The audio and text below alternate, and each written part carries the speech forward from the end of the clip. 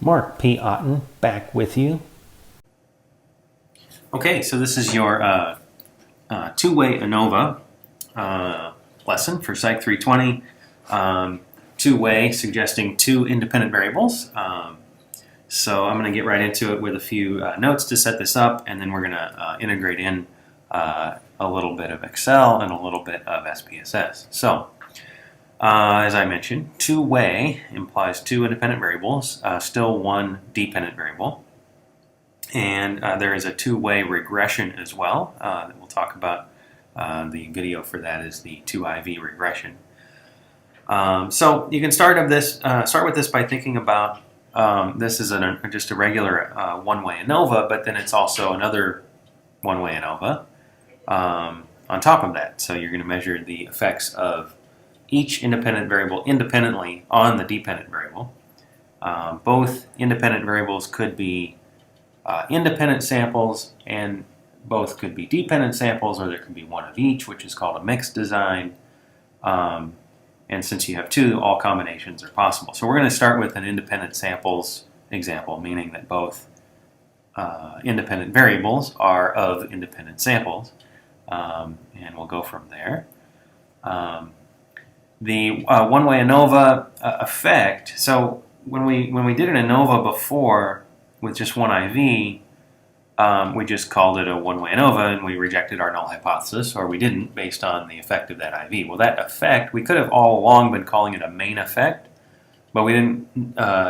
Typically, we don't do that until we get to the two-way context because, I don't know, someone just decided that at some point, but also we now need to distinguish the IVs from each other, or the effects from each other, and so for some reason the word main got put in there to call it a main effect. So anyway, the effect of the effect of IV number one is the main effect for that independent variable, and then the same goes for the second independent variable. This is just terminology, but again, it's just the impact of that particular IV on the DV, which is the same thing that we assessed with two individual one-way ANOVAs. So the question then is, why don't we just do two one-way ANOVAs and call it good if that's all that a two-way ANOVA is doing? Well, there's an additional thing. The cool part, are you guys excited? The cool part of a two-way ANOVA is that there is this thing called an interaction,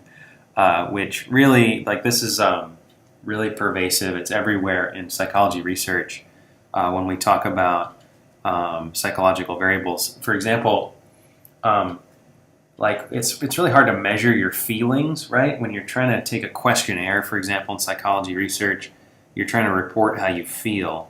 Well, you might be feeling lots of different things, and you may not be able to capture those feelings in the form of, let's say, stress, or the form of happiness, or excitement, or whatever the feelings are, right? So a lot of times those feelings then overlap with each other. And not only that, if you are, let's say, feeling some stress, and then you are asked to, I don't know, give a public speech, or in my research, it's perform a free throw in basketball. If you're already under stress, then that feeling of stress is going to interact with the new situation, the pressure, whatever you want to call it. And so then there's going to be an effect of those two together, but one is going to sort of change the other. One independent variable is going to depend on the other independent variable. And so let's look at a silly example here this is one that this was a study that was conducted by some UCLA students back when I was a teaching assistant. I was a TA in grad school, presiding over this ridiculous project. What are the effects of jumping jacks? Or what are the effects of gender, I should say, on your desire to do jumping jacks? So there are two independent variables here. So the hypothesis for participant gender is that male participants will want to do more jumping jacks than female participants. Well, this is kind of a sexist hypothesis. Suppose there's some research to suggest that males are more comfortable doing exercise in front of an audience, something like that.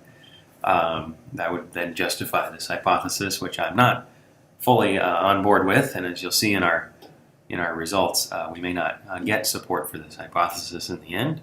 But Nonetheless, we can make the hypothesis, and this is main effect number 1. That is based on independent variable number 1, participant gender. Now we have experimenter gender as a second independent variable. This one is that participants will want to do more jumping jacks in front of a female experimenter than in front of a male experimenter. So we have participant gender and we have experimenter gender. This is main effect hypothesis number 2, in that it's a hypothesis about the gender of the experimenter and the effect of the experimenter being either male or female. And this one ignores the gender of the participant. So it's sort of, this hypothesis then applies to all male and female participants across both genders. So we've made a first hypothesis, that this one, the independent variable participant gender hypothesis, ignoring temporarily the second independent variable. Then we switch and we make a hypothesis about the second independent variable, ignoring the first independent variable. And so this is the point where we could be like, well, we could have just done 2 one-way ANOVAs and been done with this. But here's the interaction.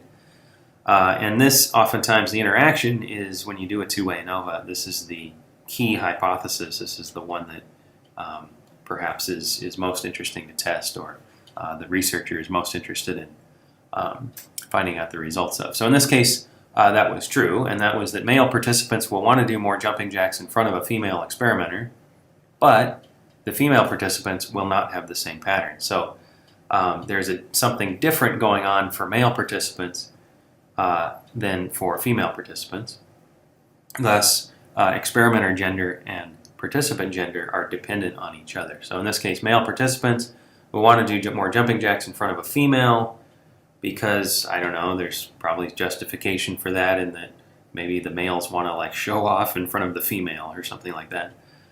But the female participants do not have the same response, the reaction, let's say, to seeing the female experimenter in the room. Maybe they want to show off more in front of the male experimenter, or maybe they don't want to show off at all, they just want to go home.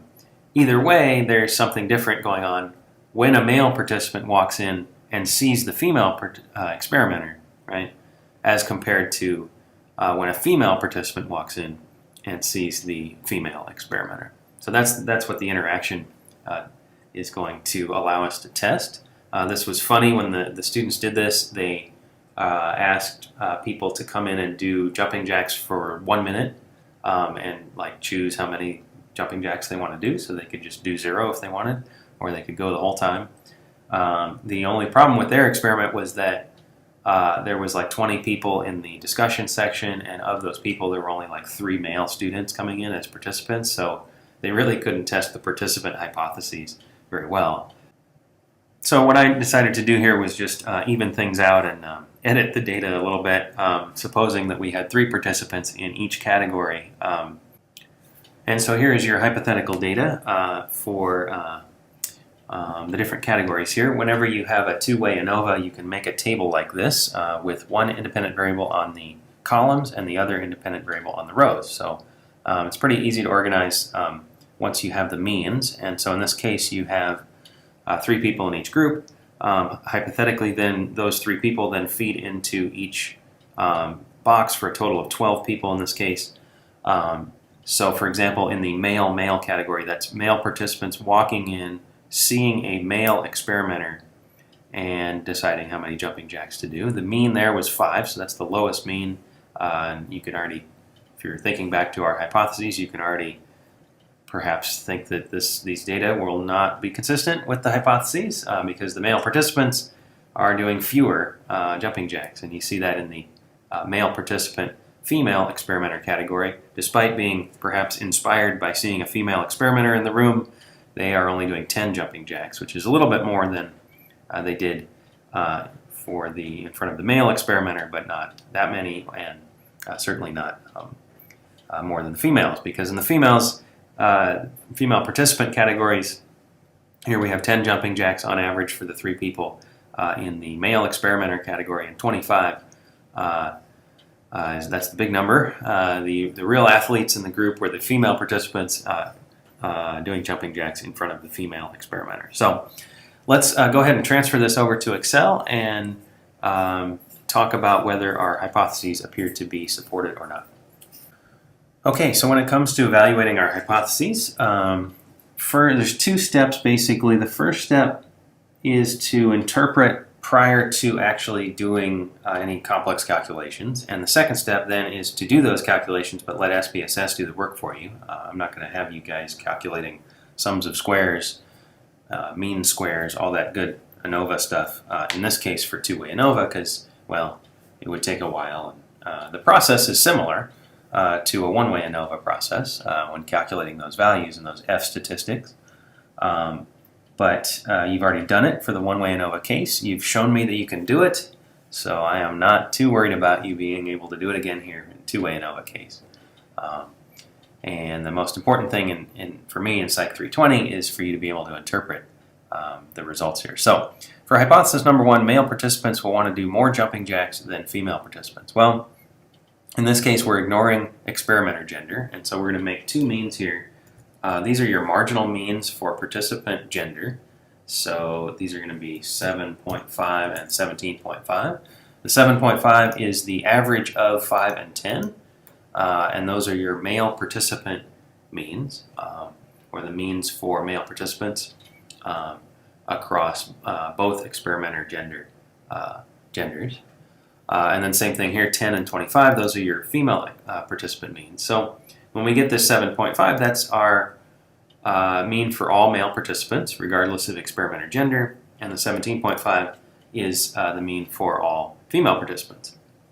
So to evaluate this hypothesis, sort of answer the question, does there appear to be a main effect?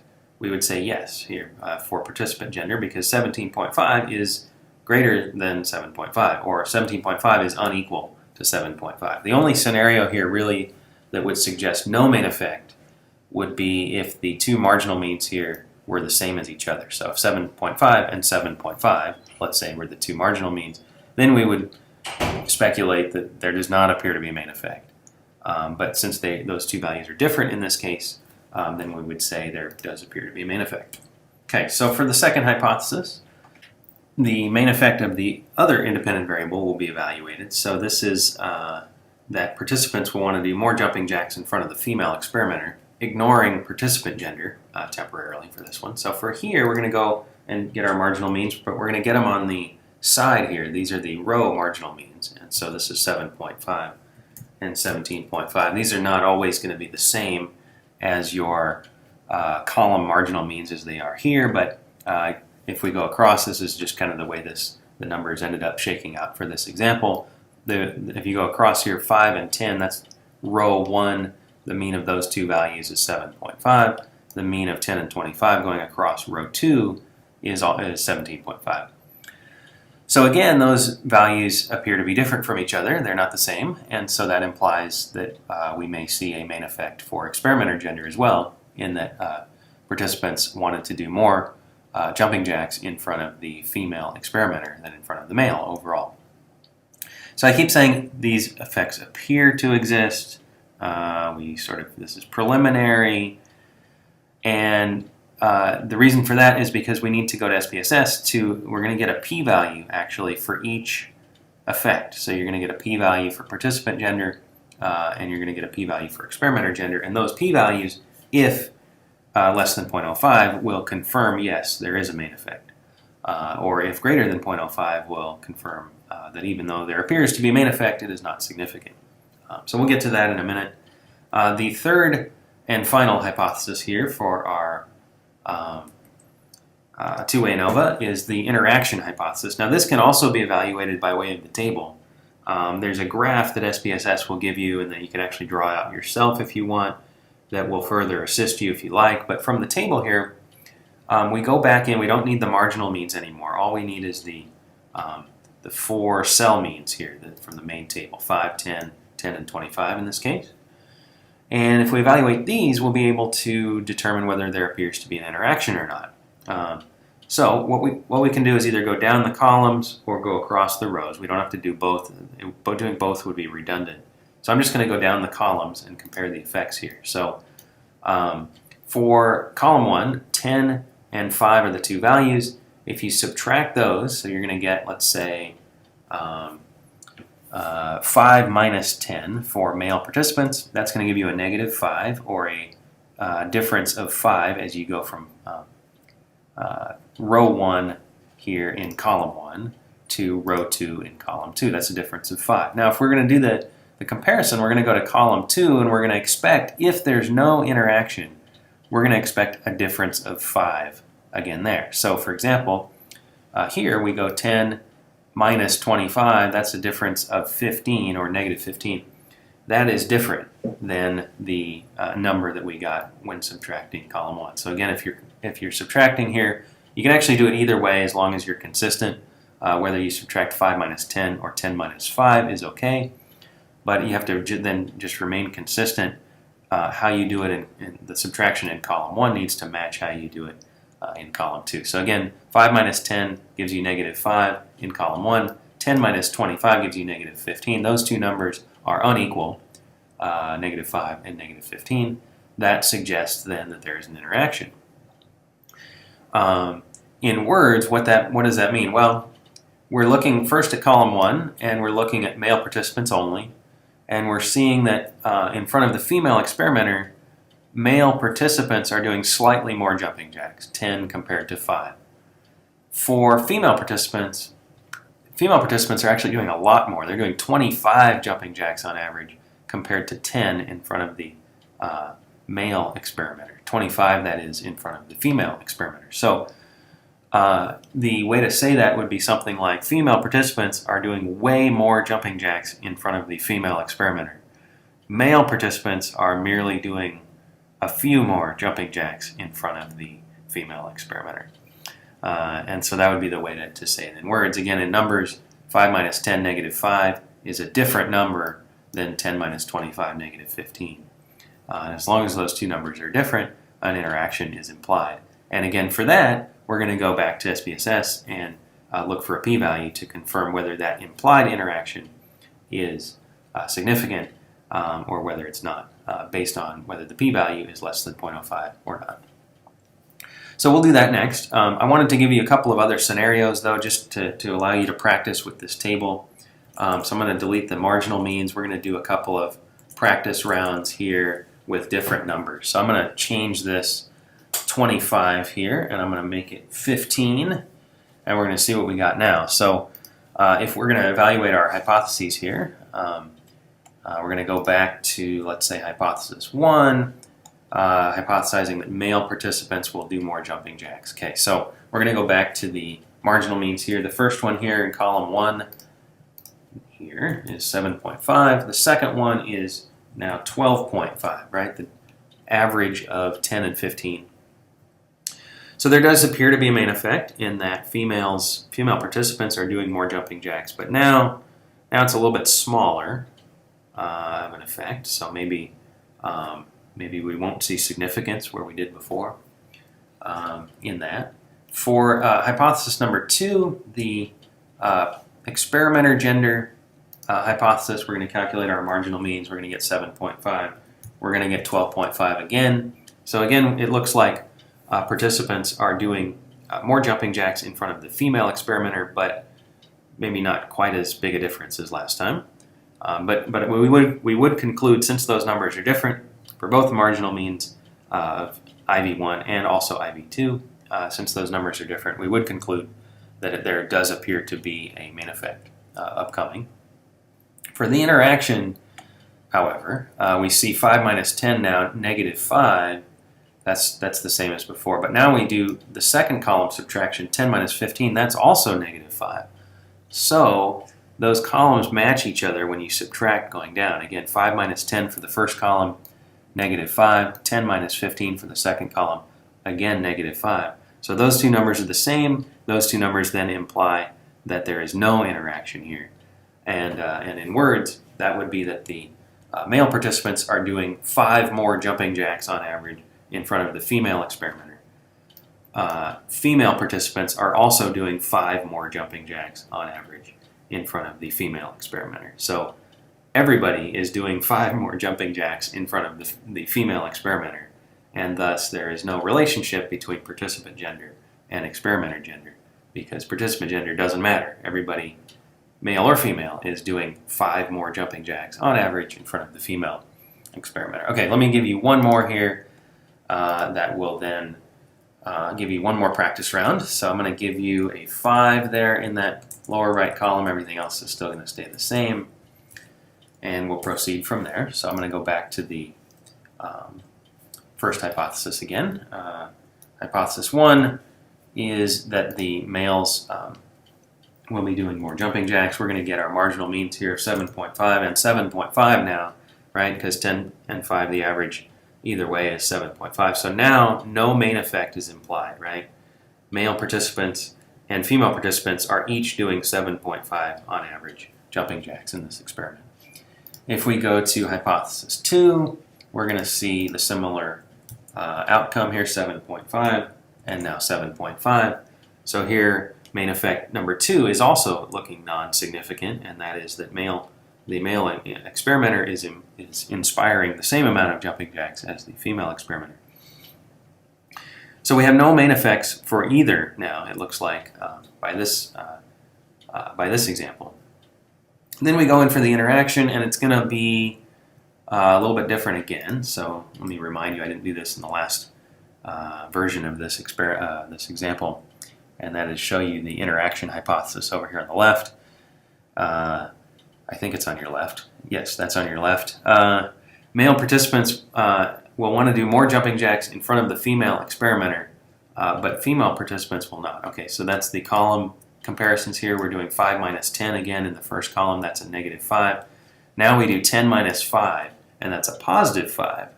So again, as I told you before, you got to make sure you're consistent when you're going down here.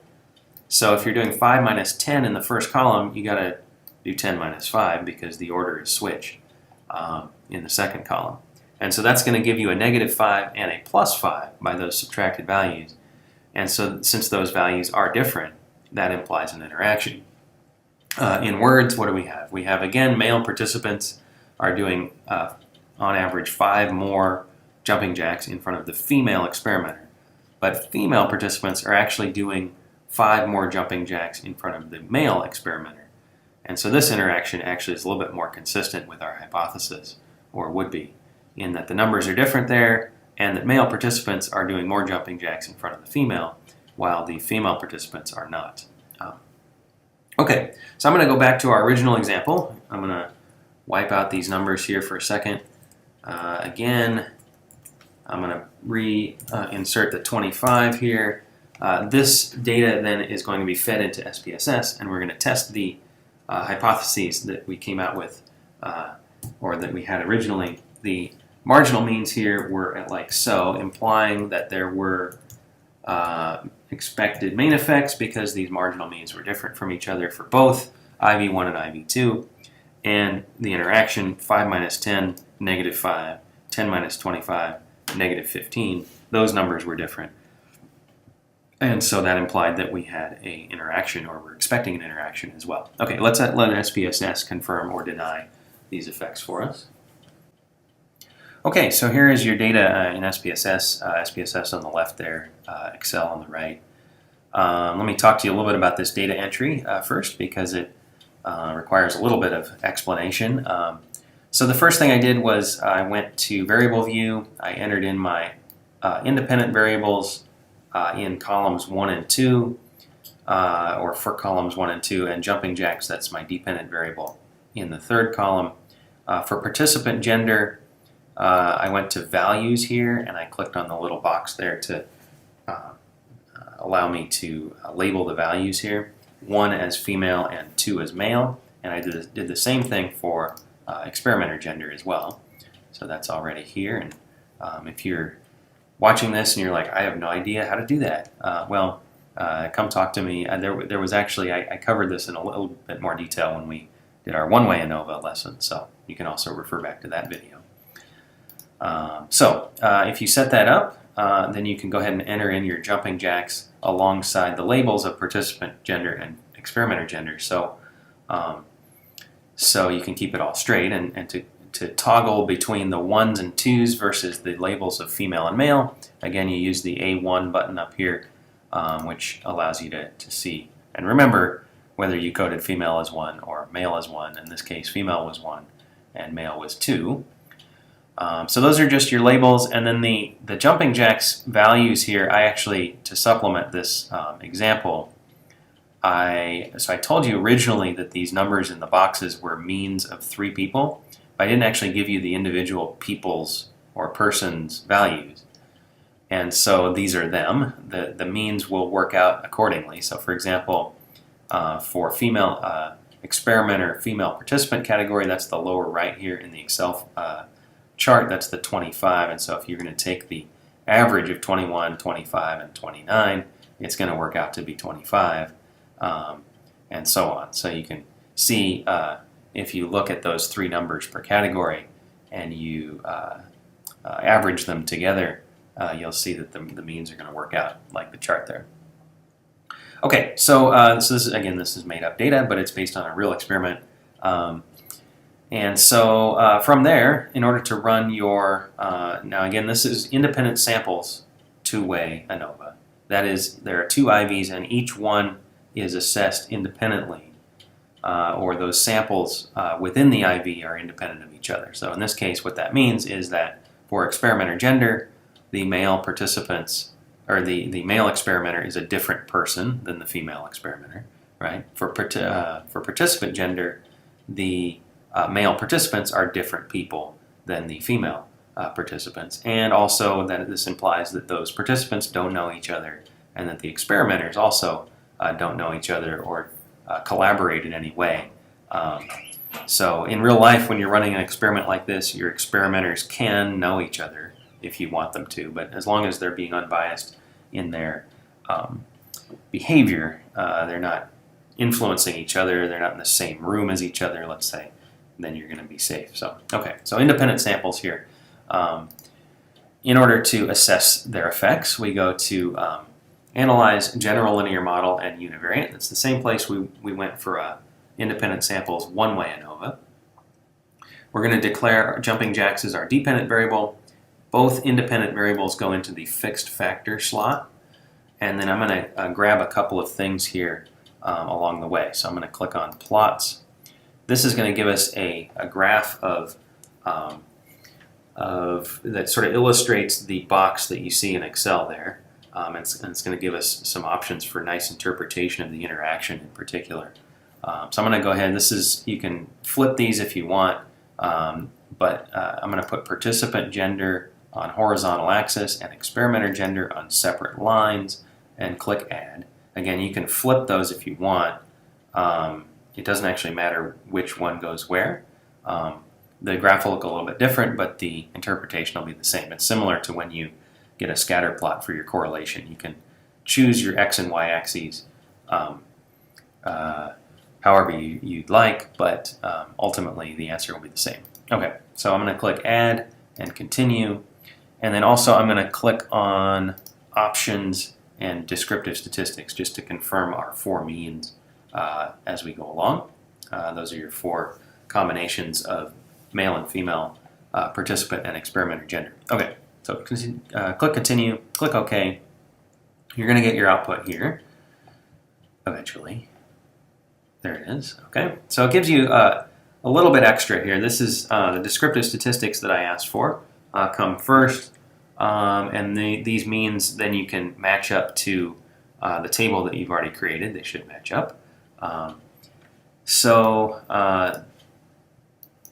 Let me scroll down to the effects here. So it's going to give you the effects next, and it's going to give you the graph at the end. So the test of between subjects effects is where you want your want to be in order to evaluate your 3 hypotheses. So in this case, our first hypothesis was, let me see if I can continue to split the screen here, trying to make technology work for us.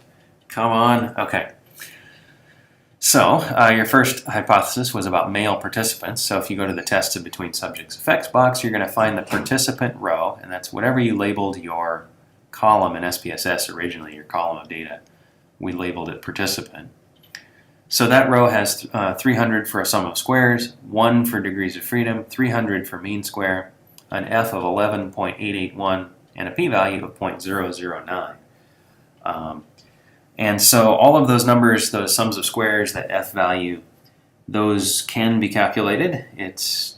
You could find a tutorial right now on YouTube if you'd like, or you can go to your recommended textbooks, but I'm not requiring you to do that part for this class. What I am requiring you to do is understand what that 0.009 means. And so in this case, it's less than 0.05, and we're going to reject our null hypothesis. This confirms what we already suspected, and that is that male participants are doing a different amount of jumping jacks than females. And to confirm which is greater, you go back to your table, you look at your marginal means, and you do have 17.5 and 7.5 different from each other, and in this case significantly different. Now, there's one footnote here. We said male participants will want to do more jumping jacks. Well, what we just found was that there's a significant difference between males and females, so that we're like, yeah, okay, that supports our hypothesis, but wait a minute.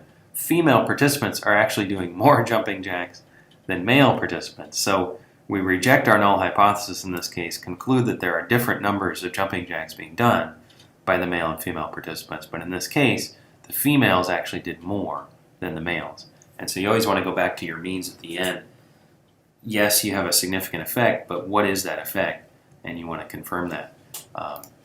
So we're dispelling our sexist hypothesis that males are better athletes than females. In this case, they were not. Okay, hypothesis 2 was the other main effect. And so if you go back to your SPSS output, right here, you look for experimenter gender, that row, and you see all the same numbers. This is just the way I set this experiment up. It's a coincidence. The main effect numbers will not always be the same as each other. But in this case they are, so the 11.881 for the F and the 0.009 allow us to say again that we reject our null hypothesis and that participants will do more jumping jacks in front of a female experimenter. But wait, we got to confirm that on the means. In this case, participants, yes, are doing more jumping jacks in front of a female experimenter, 17.5, compared to a male, 7.5. So this hypothesis is fully supported by this data. Okay, so hypothesis 3 then is our interaction hypothesis. So let me go back to SPSS one more time. The interaction is there as a participant star or asterisk. Participant star experimenter row.